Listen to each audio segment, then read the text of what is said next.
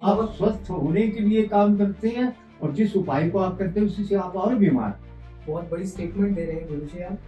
Single salt segregation leads to toxification. जैसे मैंने कहा, आपकी मांसपेशियां कमजोर हो जाती हैं, इसी प्रकार आपका लीवर काम नहीं करता है कैल्शियम के अभाव। ये सचमुच चिंता का विषय है। जनसंख्या बढ़ना समस्या नहीं है, जनसंख्या घटना समस्या बनने वाली है। आप अपने घर में अपनी मर्जी की संतान को कैसे जन्म सकते हैं? स्वस्थ संतान कैसे पैदा होगी, और उसकी प्रतिभा क्या चाहिए, कितनी चाहिए, आपकी इच्छा के अनुसार। अजी प्रभु, सब कुछ विज्ञान से नहीं होता। हमारे पूर्वजों ने, वैज्ञानिक ऋषि मुनियों ने, वो भी सब खोजा है जो आज के वैज्ञानिक समझ ही नहीं सकते। सच ये है, हमसे महान संस्कृति विश्व में कभी हुई नहीं, होगी भी नहीं। आज के समय में लोगों का खान पान, जो भी हम बताते हैं चीजें की गड़बड़ है, इनमें सबसे ज्यादा लोगों को पहली गड़बड़ ही आ रही है पाचन की, या तो कब्ज, गैस, एसिडिटी। नमस्कार मित्रों, जय श्री राम, वंदे मातरम। आज हम इस चैनल के माध्यम से आपके साथ फिर जुड़ रहे हैं। जैसा कि हमें गुरुजी वैद्य राजेश कपूर जी का मार्गदर्शन मिलता रहता है, आज भी हम उनसे कुछ मार्गदर्शन प्राप्त करेंगे। गुरुजी का परिचय एक बार दे लेते हैं, क्योंकि वैसे तो सब लोग परिचित हैं, पर फिर भी जैसा कि सब जानते हैं, गुरुजी पारंपरिक चिकित्सक हैं, जाने माने प्रसिद्ध जड़ी बूटी के गहन ज्ञाता हैं। जैविक कृषि और गो विज्ञान के ऊपर इनकी बहुत महारत है। गुरुजी से देश भर की बहुत सारी गौशालाएं और बहुत सारे गव्य सिद्ध जो हैं वो गुरुजी से प्रशिक्षण ले चुके हैं और आत्मनिर्भर होने की दिशा में आगे बढ़ रहे हैं। तो गुरुजी से हम आज एक बहुत ही अपने बीमारियों के विषय पर जब हम बातचीत करते रहते हैं कि बीमारियों के विषय पर गुरुजी का मार्गदर्शन हमें मिले, तो गुरुजी द्वारा लिखी एक पुस्तक है, आप सब परिचित हैं, और जो नहीं जानते उनके लिए मैं बता दूं, ये पुस्तक है जीवन शैली के रोग, कारण और निवारण। ये पुस्तक गुरुजी ने लगभग 4-5 वर्ष पहले लिखी थी और इसकी लगभग 7,000 प्रतियां बिक चुकी हैं ये 4-5 वर्ष में। ऐसा ही गुरुजी? तो गुरुजी, इस पुस्तक में ऐसा क्या है कि इतनी 4 वर्ष के कम समय में, इतनी कम अवधि में लगभग 7,000 बिक गई? कारण यही हो सकता है कि वो बातें हमने बताई है, अभी तक लोगों को किसी ने वो आज तक बताई नहीं। ऐसा नहीं कि वो सारी खोजें मेरी है, ऐसा कहना तो गलत हो जाएगा। पर हुआ क्या है कि जो सारे सर्च पेपर हुए, जो लोगों के व्यापारी जो कई तरह के व्यापार करते हैं पैसा कमाने के लिए, लोगों को बीमार करते हैं, उन सब लोगों को वो बातें ठीक नहीं बैठती, इसलिए उन सब बातों को खूब छुपा कर रखा गया। और ये संयोग की बात है कि ईश्वर कृपा से वो बातें मुझे एक के बाद एक पता चलती है। उसका कारण तो मैं एक ही मानता हूँ कि मैं बड़ा समझदार, कोई बुद्धिमान, ऐसा कोई मुझे भ्रम नहीं है। मुझे ऐसा लगता है कि ईश्वर मेरे से काम लेना चाहता है, इसलिए मुझे जानकारी मिलती गई। और जब मुझे ये सारी जानकारी मिली तो मुझे लगा लोगों तक पहुंचाएं कैसे, कितना बोलेंगे, कितना बोलेंगे, तो कैसे पहुंचे लोगों तक। तो मुझे समझ आया कि किताब लिखनी चाहिए। तो कई वर्ष तक मैं इस पे काम करता रहा। और स्वास्थ्य पे, मेडिकल साइंस पे किताब लिखना, मैं एक संस्कृत का विद्यार्थी हूँ, तो कोई आसान काम नहीं था। लिखता गया, बनाता गया, उसको बदलता गया, संशोधन करता गया। अंत में फिर एक किताब हमने आज से 4 साल पहले छापने के बाद फिर कई सुझाव आए, उसके बाद उसका दूसरा संस्करण छापा, अब अंत में तीसरा, चौथा, अब ये 5वां संस्करण छापा। इसमें तो हमने उसके सारे विषयों को 7 भागों में बांट दिया, जिससे लोग अपनी रुचि का विषय तुरंत उसमें से निकालें और उसको फिर पढ़ें। तो इस प्रकार बस प्रेरणा तो यही रही इसके पीछे कि किसी प्रकार लोगों तक ये सारी जानकारी पहुंचे। लोगों में जो बीमारी है, दवाई है, चिकित्सक है, इलाज नहीं है, तो उसके कारण मुझे बहुत तकलीफ होती थी, बहुत पीड़ा होती थी। मुझे पता था लोग क्यों ठीक नहीं हो रहे हैं। चिकित्सा बढ़ रही है, चिकित्सक बढ़ रहे हैं, दवाइयाँ बढ़ रही हैं, लोग और ज्यादा बीमार हो रहे हैं। मुझे समझ आ रहा था ऐसा क्यों हो रहा है। तो वो सब जो है मुझे बहुत तकलीफ देता था, मुझे बहुत पीड़ा होती थी। तो मैंने सोचा इसके लिए किताब लिखी जाए। तो मेरे परिवार ने सबने मेरा इसमें सहयोग किया और मैंने किताब लिखी, खूब लोकप्रिय हुई। तो इसलिए हमने तय किया कि हम स्वयं छापेंगे, स्वयं बेचेंगे। तो उसके कारण हमें थोड़ा आर्थिक संबल भी मिला और लोगों को इतनी पसंद आई किताब कि बस एक के बाद एक लेते ही जा रही है, लेते ही जा रही है। और वो रहस्य स्वास्थ्य के जो आज तक लोगों को पता नहीं थे, वो एक के बाद एक को पता चलते जा रहे हैं और अपनी स्वास्थ्य रक्षा कर रहे हैं। और हमको क्या चाहिए? हमें तो लोगों का प्यार चाहिए और इस पुस्तक के कारण हमें लोगों का बहुत प्यार, बहुत सम्मान मिला। इसलिए मुझे लगता है कि ये पुस्तक लिखकर मैं धन्य हो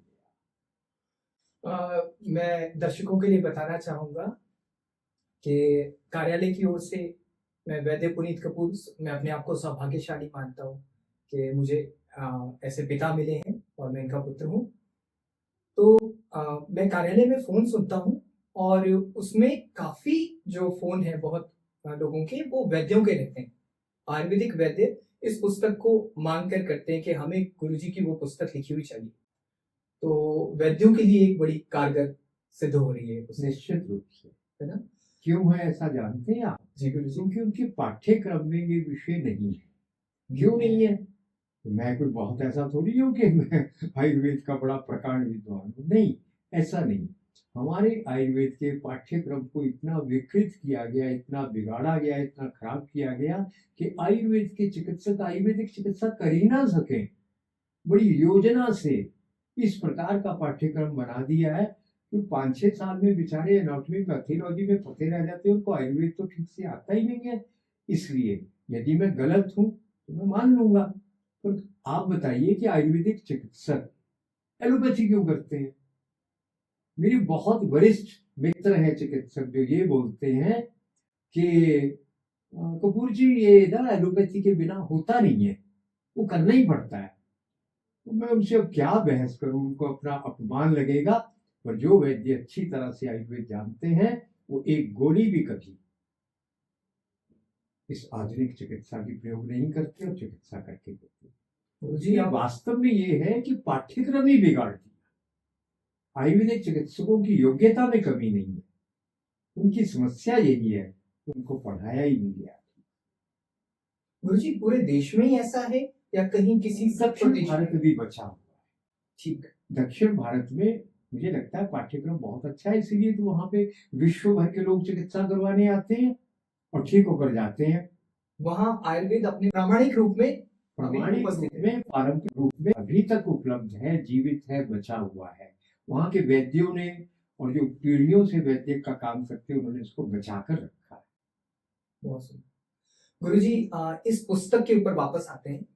इस पुस्तक में हम जानना चाहेंगे कि कौन सी ऐसे विशेष जो 2-4 विषय ऐसे हैं जो लोगों को इतना छू रहे हैं और आधुनिक जीवन शैली में ऐसे क्या गलतियां हो रही हैं जो लोग कर रहे हैं और जिसके कारण लोग इतना बीमार हो रहे हैं? देखिए पहली बात तो ये है कि लोग कहते हैं जी आधुनिक जीवन शैली के कारण आप बीमार हैं, बहुत लोग कहते हैं। और ये बताता कौन है कि आधुनिक जीवन शैली में क्या ऐसा है जिससे वो बीमार हो रहे हैं? इसके बारे में उनको ज्यादा जानकारी भी नहीं। अब मुझे इसके बारे में कुछ ऐसा सहयोग बना, पिछले 45 साल में एक के बाद एक जानकारी मिलती गई। और जब वो जानकारी मुझे मिली तो पहले तो अध्ययन था स्वांतः सुखाय, मुझे सुख मिलता था जानकर, अरे ऐसा है, ये मैं लोगों को बताऊं तो अपने ज्ञान के लिए। और धीरे धीरे फिर एक दिन ऐसा समय आ गया, मुझे लगा इतना कुछ अब तो लोगों तक जाना चाहिए। तो आपके पास पुस्तक है, मैं बताता हूँ। हमने इसमें 7 भाग कौन कौन से किए जी गुरुजी। ताकि आपको पढ़ने में सुविधा हो, मिले जुले विषय आए तो भी कुछ मजा नहीं आता है।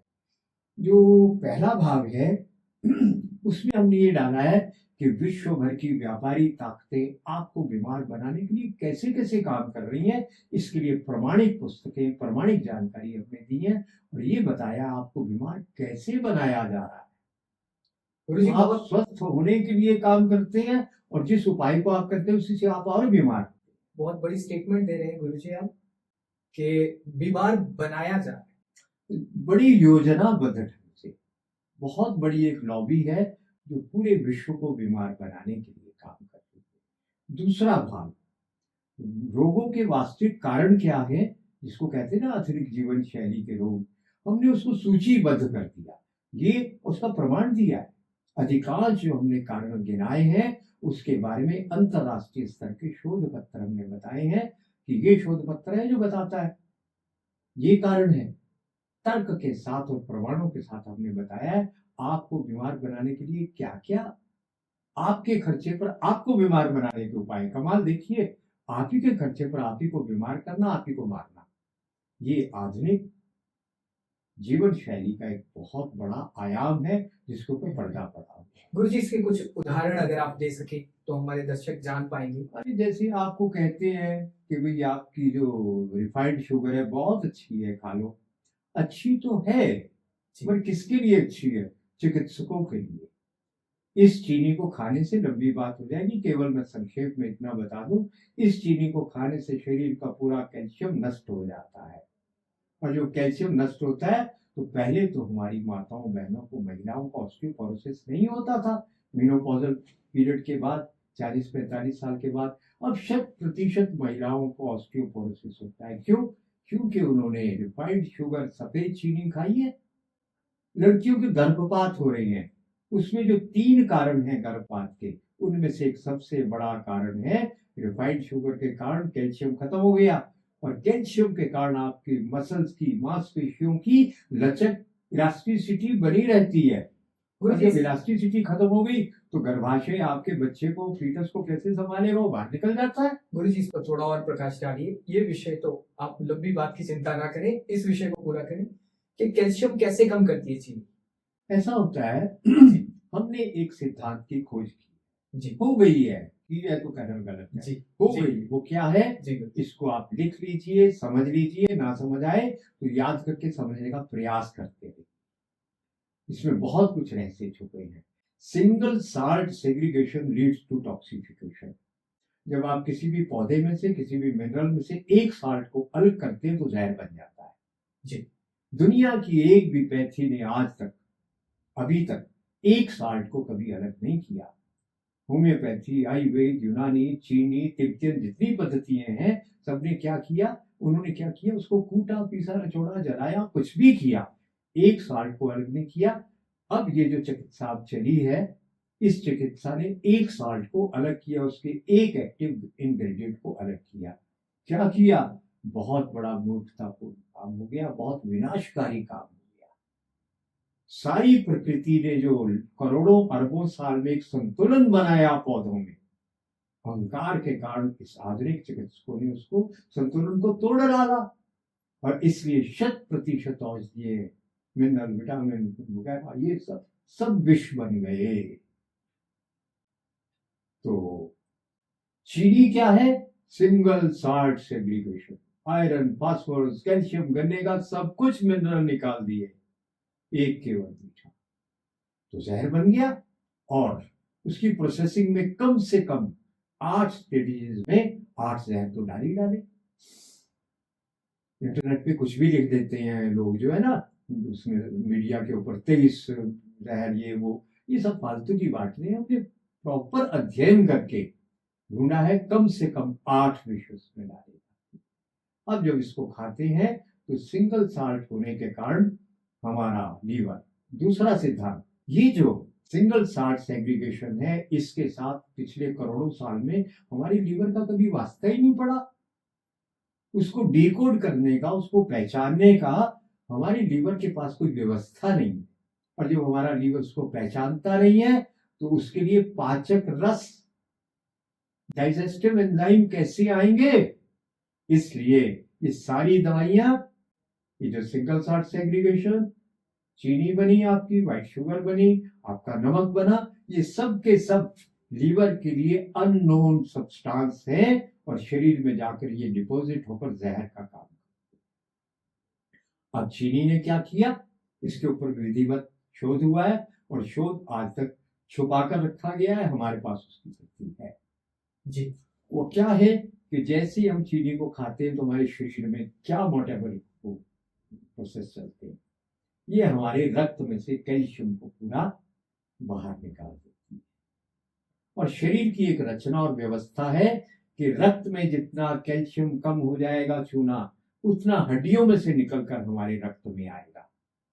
तो जितना चूना हड्डियों में से निकल गया उतनी हड्डियां कमजोर हुई कि नहीं। जी अब बिल्कुल। हमको तो इसकी जानकारी होती नहीं, तो हम तो बार बार चीनी खा रहे हैं, मिठाई में खा रहे हैं, आपके उसमें कई प्रकार के आहार में, भोजन में, चॉकलेट में, सब में, टॉफी में हम क्या खा रहे हैं, चीनी तो खा रहे हैं ना। जी उस खाने के कारण लगातार हमारी हड्डियों में से कैल्शियम लीच आउट हो होकर रक्त में आता है, और हमें जानकारी ना होने के कारण उसको बाहर अपने पैसा खर्च करके अपने कैल्शियम को बाहर निकालते जाते हैं। और ये जो ढांचा है, ये कैल्शियम के हड्डियों के आधार पर तो खड़ा है।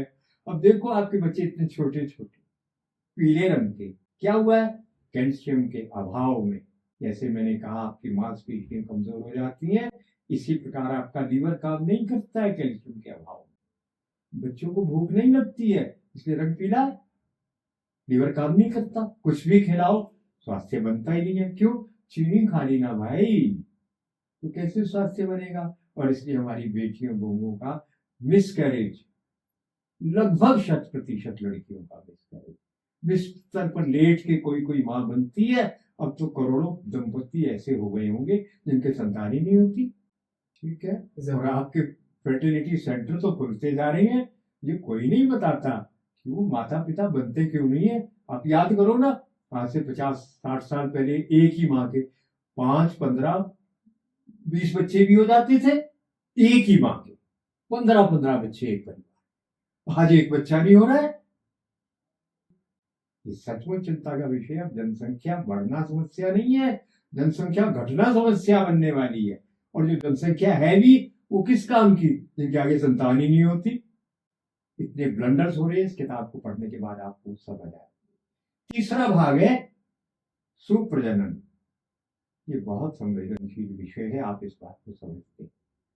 अगर श्रेष्ठ संतान पैदा हो जाए, आप विवेकानंद, शिवाजी और महाराणा प्रताप को ही पैदा करें, तो समाज में फिर ये पुलिस विभाग का काम क्या रह जाएगा, अपराध कहाँ रह जाएंगे। और मां के पेट में ये किया जा सकता। हमने उसी रहस्य, इसके ऊपर कोई मैं बड़ा अधिकारी विद्वान नहीं हूं, इसके ऊपर श्री राम शर्मा जी की पुस्तक है सुप्रजनन, वो पढ़िएगा पूरा ग्रंथ। और इसकी हमने जानकारी सामान्य लोगों के लिए पर्याप्त जानकारी दी है।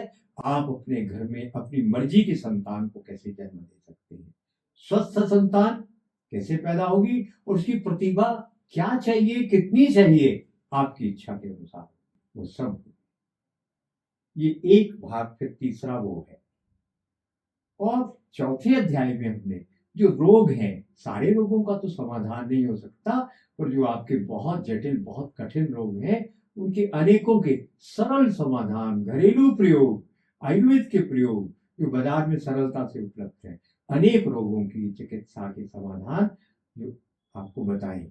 तो उसमें इतना भी लिखा है हमने कि जरा रोग जटिल हो तो किसी वैद्य से प्रशिक्षण देख रेख में उसके करना, किसी प्रकार का कोई खतरा नहीं, रिस्क नहीं लेना, हमको फिर दोष नहीं देना, किसी अनुभवी वैद्य के देख रेख में उन प्रयोगों को करना। फिर अगला विषय है 5वां भाग, जो ये बताते हैं किस दिन क्या खाना और क्या नहीं। तो जैसे चतुर्दशी के दिन, आज से चतुर्दशी है या त्रयोदशी है, आज त्रयोदशी है, तो गोल वाला बैंगन जो खाएगा उसका पुत्र बीमार हो जाएगा। आप कहेंगे ये कौन सा विज्ञान है। अजी प्रभु, सब कुछ विज्ञान से नहीं होता। हमारे पूर्वजों ने, वैज्ञानिक ऋषि मुनियों ने, वो भी सब खोजा है जो आज के वैज्ञानिक समझ ही नहीं सकते। मुझे भी नहीं समझ आ रहा था, मेरे साथ तो घटनाएं घटी। जिन्होंने बैंगन खाया त्रयोदशी को, गोल वाला बड़ा बैंगन जिसका भरता बनता है, दूसरे दिन आकर बताया 3 लोगों ने, हम तीनों का बेटा बीमार हुआ। पर ये मैंने देखा हुआ, बड़ा आश्चर्य हुआ मुझे यार, पिता और माँ ने भोजन किया बैंगन का, पुत्र बीमार हो गया, क्या तुक बनती है। ऐसे मैंने उसमें से 14 प्रयोग देखे जो पुराणों के 100% सब निकले। चतुर्दशी है तो आज तेल खाकर देखिए, आप बीमार हो जाएंगे। शाम को तो वैसे भी साग ढलने पे हमारा पुराण बोलता है तेल और तेल का तेल रात को नहीं खाना चाहिए, पर दिन में आप देखिए, उसको हाथ में पकड़ कर देखिए, आप कोई वजन उठाइए, तेल पकड़कर वजन उठाएंगे तो उतना वजन उठेगा ही नहीं, ताकत निकल जाएगी। दूसरे दिन उसी तेल को पकड़कर उठाओगे तो ताकत आ जाएगी। वैसे भी रविवार को तेल वैसे भी वर्जित है, आज रविवार को पुराण कहता है तिल नहीं। तो ये एक अध्याय पूरे का पूरा इस विषय पर है कि पौराणिक पारंपरिक ज्ञान क्या कहता है, कब क्या खाना क्या नहीं खाना। मेरा खाने तक संबंध है नहीं स्वास्थ्य से, बाकी पुराणों में जो लिखा है उस पर मेरा कोई अधिकार नहीं।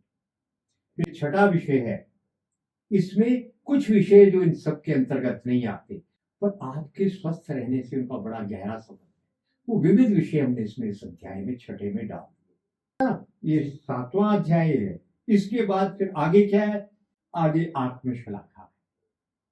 मेरी प्रशंसा के 30-35 पेज थे, मुझे ये प्रमाण पत्र मिले, वो मिले। धीरे धीरे धीरे मैं कम करता गया, अब 8-10 पेज है। क्यों लिखे मैंने? अपनी प्रशंसा करने को नहीं लिखे, केवल इसलिए लिखे कुछ लोगों को लग सकता है ये कौन है ये सब बोलने वाला। तो जो वाइस चांसलर ने, मेडिकल यूनिवर्सिटी के वाइस चांसलर और कोई विश्वविद्यालय, उन्होंने जो मुझे प्रमाण पत्र दिए, मुझे सम्मानित किया, उनको पढ़कर आपका थोड़ा विश्वास मेरे ऊपर बन जाएगा, इसलिए वो 8-10 पेज रखे अब मैंने। ये इस पुस्तक में है, यदि आपको अच्छा लगा तो आप ले सकते हैं। और तो गुरुजी ने जैसे अभी पूरा रखा इसका विवरण के पुस्तक में क्या क्या हमें पढ़ने के लिए मिलेगा और जिसको लेकर लोग बड़े उत्साहित हैं, पढ़कर बहुत प्रसन्न हैं। आप भी ये पुस्तक चाहें तो मंगवा सकते हैं, निश्चित तौर पे हम इसका लिंक उपलब्ध करवाएंगे और आप मंगवा सकते हैं। अच्छा गुरुजी, जो इसमें आपने बीमारियों का कुछ का विवरण आपने दिया है, उसमें से मुझे लगता है आधुनिक जीवन शैली की कुछ बीमारियां जो साधारण कॉमन बीमारियां हैं उन पर एक बात हो जाए कि उनके लिए क्या क्या उपचार हम कर सकते हैं। हाँ, विषय तो फिर आपको समय, वो मुझे कुछ बीमारियां चुनकर बोलिए कौन सी। जैसे गुरुजी वैद्य के तौर पे हमारे लिए पाचन सबसे जरूरी है।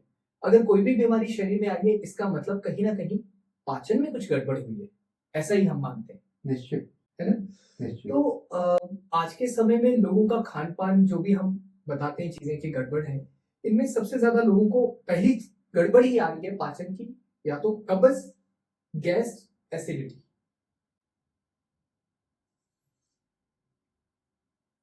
सही कहा आपने, मुझे भी इसको समझने में बहुत समय लगा। हुआ क्या है, आज सारा समाज मानसिक तनाव में है जी। जैसी जीवन शैली हमारी है, आहार भी ऐसा है जो मानसिक तनाव देता है। और कॉफी बार बार पिएंगे, थोड़ी देर तो एनर्जी आएगी, उसके बाद क्या होने वाला है, स्ट्रेस लेवल बढ़ेगा। कोल्ड ड्रिंक आप लेंगे तुरंत अच्छा लगेगा, उसके बाद क्या होगा, उसके अंदर जो मोनोसोडियम ग्लूटामेट है उसके कारण आपके हजारों लाखों ब्रेन सेल मर जाएंगे। पिज्जा बर्गर चॉकलेट आप खाएंगे तो क्या होगा, उससे यही होने वाला है। पहले एक्साइटमेंट, आनंद आएगा, 15-20 मिनट आधे घंटे के बाद आपके लाखों ब्रेन सेल मर जाएंगे। परिणाम क्या होगा, स्ट्रेस लेवल लगातार बढ़ता जाएगा, आपकी मानसिक क्षमता घटती जाएगी।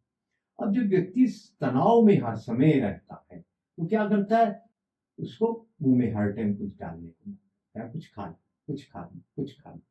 और ये जो बार बार खाने के कारण है, इसके कारण हमारे पेंक्रिया को बार बार इंसुलिन रिलीज करना, डाइजेस्टिव एंजाइम लीवर को बार बार छोड़ने के लिए मजबूर होना पड़ता है। तो क्या होगा, लीवर खराब हो गया, पेंक्रिया खराब हो गया, डायबिटीज हो गई। इस प्रकार फिर एसिडिटी, क्योंकि खाना जब बार बार पेट में जाएगा तो कितना पेट सहन करेगा, फिर वहां पे एसिड ज्यादा बनने लगते हैं। और जब ज्यादा एसिड बनते हैं तो उसको बोलते हैं एसिडिटी हो गई।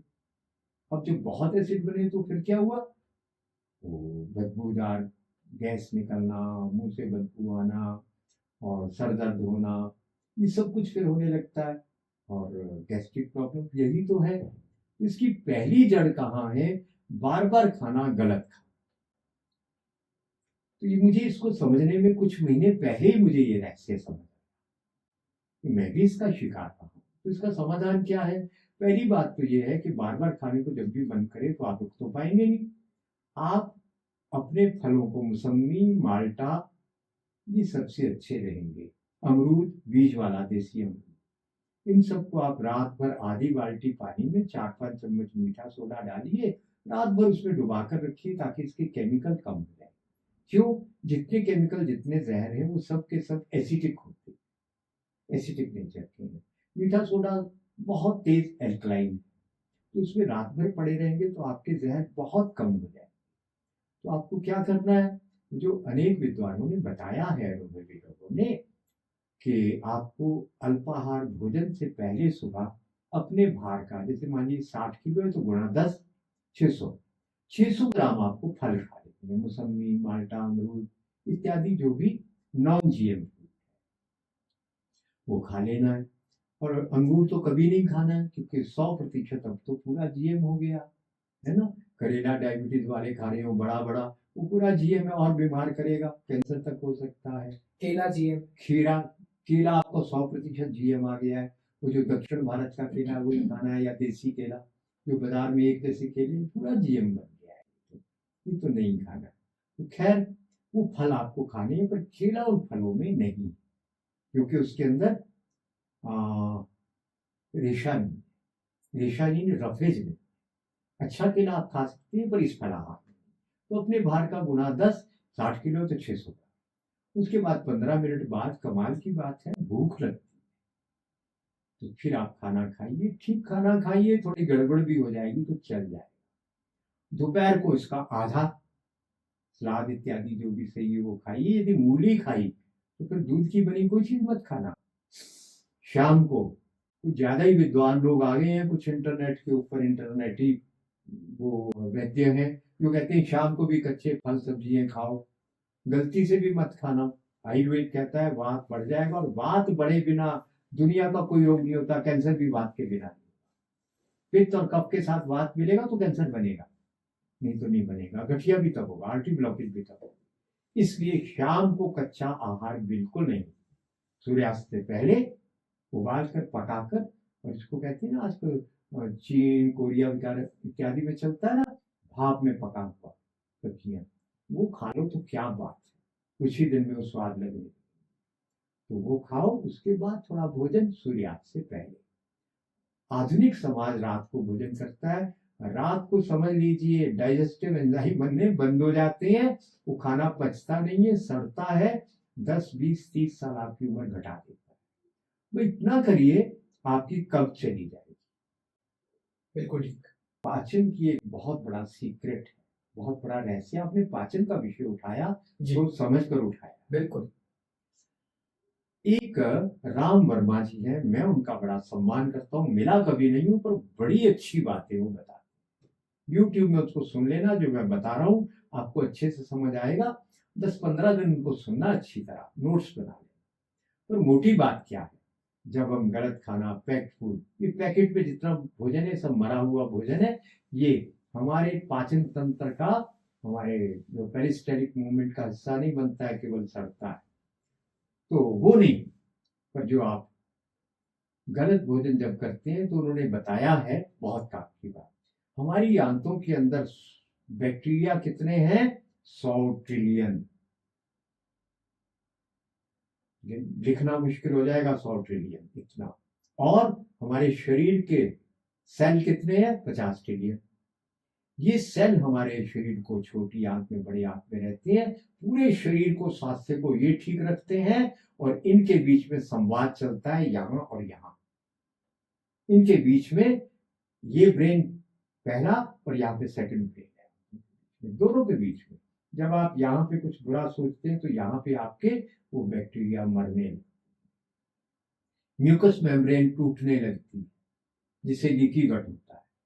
और जब आप अच्छा अच्छा सोचते हैं तो ये बैक्टीरिया बहुत आनंदित होती है। इससे उल्टा भी होता है, जब आप बुरा खाना खाते हैं तुरंत ये बैक्टीरिया मरने लगते हैं, उदास होने लगते हैं, और यहाँ पे उदासी आती है। यहाँ से यहाँ संदेश आया उदासी का, आपको पता ही नहीं आप क्यों उदास है, बुरी बुरे विचार क्यों आ रहे हैं। जहाँ गड़बड़ है, जो व्यक्ति झगड़े करता है, पंगे करता है, अनावश्यक लोगों के साथ कुछ ना कुछ करता रहता है, कुछ हिंसा करता है, जो कुछ भी करता है, एक हिंसक समाज आपको आजकल नजर आ रहा है। क्या हो रहा है, उनका आहार ही गलत है, इसके कारण यहाँ पे सब गड़बड़ हुई, गलत आहार गया, यहाँ से संदेश वेगस नर्व बोलते हैं, उसके द्वारा यहाँ गया, पैरासिम्पैथेटिक नर्व्स के द्वारा, उनके द्वारा यहाँ पे मैसेज गलत गया, और आप हिंसक हो गए, डिप्रेशन में चले गए। आहार, तो आपके स्वस्थ मन का एक बड़ा सूत्र है सही आहार। जब आप गलत आहार क्या करते हैं, 20% बड़ी आंत में बुरे बैक्टीरिया हैं, और 80% अच्छे बैक्टीरिया हैं। जब आप आहार गलत करते हैं, सोचते गलत है, तो 20% बैक्टीरिया आपके, आप बड़ी आंत के अच्छे बैक्टीरिया को जीत कर, ओवरकम करके छोटी आंत में आ जाते हैं, और छोटी आंत में आकर अपनी पूरी कॉलोनी बना लेते हैं, और कॉलोनी बनाकर वहां के स्वस्थ बैक्टीरिया को मार देते हैं, और फिर वो खुद भी तो मरेंगे ना, नए बनेंगे, पुराने मरेंगे। वो मरने के बाद जब मरते हैं, उनका जहर वो लीकी गट, फिर हमारी म्यूकस मेम्ब्रेन काम करना बंद करती है, उसमें से पार होकर हमारे ब्लड फ्लो में पहुंचते हैं, और उससे आपको दुनिया भर की बीमारियां, चेहरे के ऊपर पिंपल हो रहे हैं, ट्यूमर हो रहे हैं, स्ट्रेस बढ़ रहा है, बीपी बढ़ रहा है, क्या हुआ? वो गंदा बैक्टीरिया, बुरा बैक्टीरिया हमारी गलतियों के कारण बढ़कर ऊपर आ गया। इसी से कोलाइटिस हो गया, इसी से आईबीएस हो गया। हम उसकी दवाइयां खाते जा रहे हैं, पर परमानेंट ठीक नहीं हो रही। तो ये आहार को बदल डालिए, आपकी सारी बीमारियां ठीक हो जाएंगी। इस देश में 2-3 दशक पहले 9 लाख करोड़ रुपए का खर्चा होता था स्वास्थ्य के ऊपर। मुझे लगता है अब तो ये बढ़कर 20 लाख करोड़ पहुंच गया हो गया 20 साल में। 15-20 साल पहले था 9 लाख करोड़, आज तो 20 लाख करोड़ हो गया होगा। आज भारत का बजट ही मेरे ख्याल 50-52 लाख करोड़ का है, पूरे देश का बजट। उसमें से आधे के आसपास तो इन्हीं में, खेती के जहर में और आदमी को खिलाने वाले जहर में, चिकित्सा में निकल जा रहा है। तो देश अमीर कैसे बनेगा? और यदि हमने ये फलाहार ये सब समझ लिया तो हम बीमार नहीं होंगे। अगली बात, जो आप भोजन करते हैं, गेहूं का आटा बिल्कुल मना किया जाता है। मैं कहता हूँ खाना है तो थोड़ा बहुत खा लो। थैली का आटा, उसके अंदर इंसेक्टिसाइड, पेस्टिसाइड, फंजीसाइड, खेत में छिड़काव करने वाले, कीड़े मारने वाले जहर है, इसलिए 6 महीने साल तक वो आटा सड़ता नहीं है। वो नहीं खाना है मित्रों। उसके अंदर आधा आप जौ डाल लो, छोटा चना, देसी चना, वो एकदम बाहर से एकदम साफ प्लेन चना, वो नहीं खाना है, वो चना डालो। तो गुरु जी का कहने का मतलब है कि ताजा गेहूं का आटा पिसवा कर उसमें ये मिलाकर, हाँ उसमें थैली का नहीं, थैली वाले में नहीं मिलाना। तो ये आटा खाओ और फिर आप देखेंगे कोई बीमारी ही नहीं है। आज पैरामीटर है अमेरिका वगैरह देशों में रखा हुआ कि 10,000 के ऊपर कितने डॉक्टर, ये विकसित देश का पैमाना। अरे विकसित देश का नहीं, बीमार देश का पैमाना है। अधिक डॉक्टर, अधिक दवाइयां, अधिक हॉस्पिटल, क्या पैमाना है? हमने उनके पैमानों को, उनके पैरामीटर को कैसे अपना लिया? ये एक षड्यंत्र है। ये एक बीमार देश का पैरामीटर है कि जहां ज्यादा डॉक्टर है, ज्यादा बीमारियां हैं, ज्यादा दवाइयां। समृद्ध और विकसित देश का पैमाना है कि वहां पे कम दवाइयां, कम चिकित्सक, कम बीमारियां, कम रोगी, स्वस्थ समाज। बिल्कुल। अच्छा गुरु जी, इसमें मैं एक विषय को जो छूट रहा है हमारे लिए बहुत महत्वपूर्ण है। आपने बीमारियों का कार्य समझा दिया। बीमारियों के विषय पर कि एक विशेष बीमारी के ऊपर हम पॉडकास्ट करना प्रारंभ कर देंगे। अब तो एक विशेष बीमारी के ऊपर सत्र किया करेंगे, इस तरह से वो चलाएंगे अब हम विषय पर। एक विषय मुझे लगता है जिस पे बात होनी चाहिए, बच्चों को जंक फूड खिलाया जा रहा है। बच्चों को जंक फूड खिलाया जा रहा है, और हमारे आने वाले देश के लिए जो भविष्य है, ये संतानें ही हमारी देश का भविष्य है। और ये जो जंक फूड खिलाया जा रहा है, इसमें आप बोलते हैं, मैंने आपके द्वारा ही सुना है कि मोनोसोडियम ग्लूटामेट ये खिलाया जाता है उनको, है ना? तो ये आपके द्वारा सुना है कि ये बच्चों को जल्दी जवान कर रहा है, और उसके इस तरह के दुष्प्रभाव आ रहे हैं कि ये बाजारवाद की तरफ बच्चों का आकर्षण बढ़े। उसके ऊपर थोड़ा प्रकाश डालिए, क्या आप उसको कहते हैं आप पूरा? देखिए, बात ये है, हमारे माता पिता जो बच्चों के हैं ना, कौन माँ बाप चाहता है कि उनका बच्चा बीमार रहे और जवानी से पहले ही बूढ़ा हो जाए? पर आने वाली संतानें ऐसी ही हैं कि वो जवान नहीं है। उनकी शक्ल देखो, कितने पीले चेहरे हैं, कद नहीं बढ़ते, ब्लड नहीं है, लीवर काम नहीं करता। इसके पीछे कारण क्या है? हमारे माता पिता, उसके रिश्तेदार, चाचे मामा सब लाकर क्या दे रहे हैं? Chocolate, tutti frutti, cold drink, cake, pastry, pizza, burger. अरे इसमें क्या है? सब कुछ जानते हैं आप? एक तो बहुत खतरनाक चीज सेक्स हार्मोन है, ऑक्सीटोसिन जिसको बोलते हैं। वो क्या करता है? नहीं गुरुजी, इसमें डालने की आवश्यकता है क्या? वो कुछ पकाने में इंग्रेडिएंट है क्या जो क्यों डलता है? वो डालते, एक जो फूड इंडस्ट्री को बताया जाता है, वो तो ये बताया जाता है कि इसके कारण उनको बहुत प्लीजेंट फील होगा, एक हैप्पी हार्मोन। है, उनको अच्छा लगेगा, खाते ही उनको अच्छा लगेगा, उदासी चली जाएगी। ये ऑक्सीटोसिन और उसके जैसे कई और ऐसे केमिकल हैं। तो इसलिए हमारी फूड इंडस्ट्री डालती है। इसका जो सीक्रेट पर्पज है, गुप्त उद्देश्य है, वो क्या है? वो बच्चे जो है 7-8 साल की उम्र में 18-20 साल के जवानों की तरह उनका संतान पैदा करने की इच्छा उनमें पैदा हो जाएगी। 8 साल की लड़कियों के मासिक धर्म होने लगेगा, एडोलेस जल्दी आएगी। एडल्ट जल्दी आएगी और उनका मासिक धर्म 8 साल में होने लगेगा, लड़कियों का हो रहा है। और इसके कारण क्या होगा? अभी छोटे छोटे इतने इतने बच्चे, 3-3 4-4 फुट के बच्चे जब इस तरह उसमें जो है काम वासना में फंस जाएंगे, तो फंसे हुए माँ बाप को घर में क्या पता क्या हो रहा है। उन्हें जो आहार खिलाया, बच्चों का भी कोई दोष नहीं, उस आहार के कारण उसमें वो ट्रैप हो, तो कभी भी वो समाज जवान नहीं होगा। मोदी जी यहाँ पे हथियार कितने भी ले आए, कितने भी वो युद्धक विमान पोत ले आए, कुछ भी ले आए, कितनी भी भौतिक उनको उन्नति हो चलाने जाए। के लिए तो हाथ चाहिए। वो हाथ ही अगर कमजोर बन गए तो आने वाले 10 साल के बाद इस देश का क्या होगा? माँ बाप स्वयं अपने बच्चों को क्यों जानते नहीं है। इसी प्रकार वो जो आप जो है पेट के कीड़े मारने की दवाई, बच्चे मर रहे हैं, पेट के कीड़े क्यों मरेंगे? ये सब बहुत खतरनाक काम हो रहा है। तो आप जो पैक्ड फूड है, ये सब बिल्कुल बंद करना पड़ेगा। आपके पास समय नहीं है, कोई बात नहीं। यदि आपके पास समय नहीं है तो स्वस्थ संतान पाने की इच्छा को छोड़ दीजिए। फिर आपकी बीमार संतान, उनके लिए रोते हुए जीना, रोते हुए मरना पड़ेगा। थोड़ी बात कठोर है पर यही सच है। स्वस्थ संतान चाहिए तो उसके लिए आपको समय देना पड़ेगा और बच्चों के लिए अपने हाथ से सही स्वस्थ आहार बनाना, ये करना ही पड़ेगा। कुछ लोगों में काफी जागरूकता है। कई स्कूल ऐसे बन गए हैं, मेरा नाती उसी स्कूल में पढ़ता है जहां पे देखा जाता है टिफिन ब्रेड बिस्कुट तो नहीं है इसमें, पैक्ड फूड तो नहीं है इसमें। माँ बाप को तुरंत फोन करते हैं, ये सब नहीं देना है इनको खाने को। जागरूकता धीरे धीरे आ रही है। ये सब बंद करिए, घर में टॉफी चॉकलेट खाना पीना सब घर में बनाइए, तो आपके बच्चे स्वस्थ होंगे और पेट के कीड़े मारना कोई बड़ी बात नहीं। बाई बिडंग ले आओ, बाई बिडंग पीस कर बच्चों को 5 दिन तक ऐसे 3 उंगली से उठाकर इतना सा वो रोज पानी के साथ खिला दो, गुड़ के साथ खिला दो, 5 दिन बन जाएंगे सारे पेट के कीड़े, बच्चे को कुछ नहीं होगा। और बड़े आदमी को आधा चम्मच खिला दो। गुरुजी एक राई वाला फॉर्मूला भी आप दही वाला बताते हैं, वो छोटे बच्चा राई नहीं ना लेगा, बस बड़े लोगों को टेक बम भी मर जाएंगे। वो जो आप कांजी बनाते हैं उसमें राई थोड़ी तीखी डाल देना और खाली पेट बैठकर 1 गिलास, कांच का गिलास कांजी की पी जाना, और टेक बम भी मर जाएंगे लोग एक ही दिन में।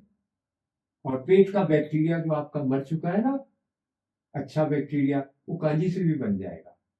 बिल्कुल, खमीरी रोटी से भी बन जाएगा। खमीरी रोटी इनोसाल से मत बना देना और यीस्ट से मत बनाना, दही में छाछ में गूंद कर आटे को खमीर बनाना, उस आटे की रोटी बनाकर खाना। विटामिन बी भरपूर बनेगा, ब्लड बनेगा और पेट का बैक्टीरिया भी बनेगा और कांजी। और ये फला आपको बताई दिया आपको, अब देखो आपकी सारी बीमारियां चली जाएंगी जी, मगर किसी समझदार अनुभवी व्यक्ति की देख रेख में करना। ऐसा ना हो दमे वाले को आप कांजी पिला दे, है ना। तो आज के लिए मुझे लगता है कि कुछ विषयों पर प्रकाश गुरुजी ने डाला है। हम पुनीत जी एक काम करते हैं जी, इस पॉडकास्ट में आप लोगों का एक आह्वान करिए, आपको किन किन बीमारियों पे समाधान चाहिए, पॉडकास्ट कैसा लगा ये तो बताएंगे ही। गुरुजी आप बोल ही रहे हैं, आप बोल ना। तो आप लोगों से हमारा आह्वान है कि आप ये बताइए आपको किस किस बीमारी पे समाधान चाहिए। एक व्यक्ति एक ही बीमारी बताओ, अगर आप 10 बीमारी बताएंगे तो फिर हम उस पर ध्यान नहीं दे पाएंगे। 10 लोग 10 बीमारियां बताएं तो चलेगा। आप बताइए, हम प्रयास करेंगे आपका समाधान कर। इसमें मैं एक विशेष बात बोलना चाहूंगा, हमारे चैनल पे पहले से अनेक बीमारियों के ऊपर वीडियो डले हुए हैं, तो उसकी पुनरावृत्ति हम भी नहीं चाहेंगे, कर सकते हैं। किसी बीमारी में कुछ बहुत सारे इलाज उपलब्ध हो तो की जा सकती है, और अगर लोगों की डिमांड आती है तो उसके आधार पे हम कर सकते हैं। पर पहले से हमारे बहुत से वीडियो बने हुए हैं, पहले आप वो देख लें। अगर आपको लगता है कि आप जिस बीमारी का उपचार जानना चाह रहे हैं और वो उस पर नहीं उपलब्ध है, तो निश्चित तौर पर आप हमारे कमेंट बॉक्स में वो डालिए, हम निश्चित ही उस पर एक वीडियो बनाएंगे। बिल्कुल ठीक कह रहे हैं आप, संतुलित बात, समय बचेगा आपका भी हमारा भी। तो मित्रों, आपका बहुत बहुत धन्यवाद और आभार, आपने इतने धैर्य से हमें सुना। अगली बार फिर मिलते हैं किसी नए विषय के साथ। वंदे मातरम। नमस्ते, वंदे मातरम। आपके लिए शुभकामनाएं। आप स्वस्थ हो, इस देश और संस्कृति की सेवा करते रहे और इसके कारण खूब आनंदित हो। जय श्री राम।